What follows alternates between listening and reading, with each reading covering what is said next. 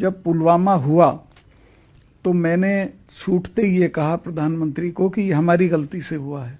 उन्होंने मुझे कहा कि नहीं आप इस पे चुप रहिए। मैं समझा कोई जांच कराएंगे।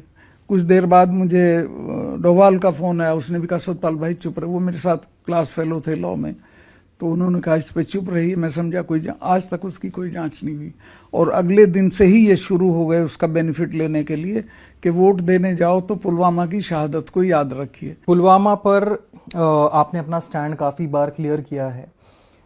कई लोगों से सवाल यह आता है कि उस वक्त आपने खुलकर ये बातें क्यों नहीं की? भाई लोग पढ़ते नहीं है, लोगों को जानकारी नहीं है। सही बात यह है कि पुलवामा की घटना होने के 2 घंटे बाद ही मैं बोल दिया था और मैंने ये कहा था कि हमारी गलती से हुआ है। प्रधानमंत्री कहीं अपनी शूटिंग करा रहे थे नेशनल कॉर्बेट पार्क में, वो मुझे शाम को मिले तो मैंने उनको बताया। उन्होंने कहा क्या है? मैं कहा ये हमारी गलती से हुआ। तो बोले चुप रहो। मैंने समझा कोई जांच वगैरह कराएंगे और तब मैं पद पे था, ये नहीं कि पद छोड़ने के बाद। उन्होंने 5 एयरक्राफ्ट मांगे थे जिससे वो सारे पूरी भीड़ को फेरी कर सकते थे, लेकिन इन्होंने नहीं दिए। जबकि देते, मैं तो वहां जब स्टूडेंट्स फंस जाते थे उनको जहाज से मंगाता था और सड़क से अगर ना चलते तो ये घटना ही नहीं होती। आपको लगता है उस वक्त आप कुछ अलग कर सकते थे? शायद अगर उस वक्त आप इस मुद्दे को लेकर इस्तीफा दे देते तो एक स्ट्रॉन्गर पॉलिटिकल मैसेज जाता। देखिए लोग तो अपनी सहूलियत से बोलते हैं, आप एक जिम्मेवारी से लीजिए। मैं एक स्टेट का हेड था, मैं वहाँ कोई क्राइसिस प्रेसिपिटेट करने के लिए नहीं था। मैं तो समझाना बुझाना बोलना यही कर सकता था।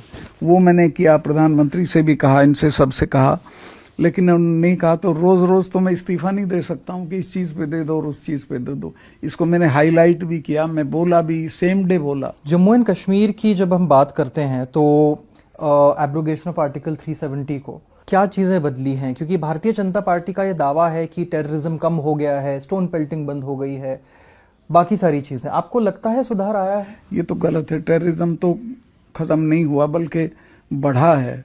अभी आप देखिए राजौरी में, कुपवाड़ा में रोज कुछ कोई ना कोई टेररिस्ट एक्टिविटी होती है। मैं जब वहां था सब बंद हो गया था। ये स्टोन पेल्टिंग भी उसी वक्त बंद हुई थी, इन्होंने कुछ नहीं किया है इसमें। और अब जो वहाँ के गेंस थे वो सब फ्रिटर अवे हो रहे हैं, चूंकि ये कुछ कर ही नहीं रहे। वहाँ डेवलपमेंट कराना चाहिए, लोगों को अपने विश्वास में लेना चाहिए, ये सब काम नहीं हो रहे हैं।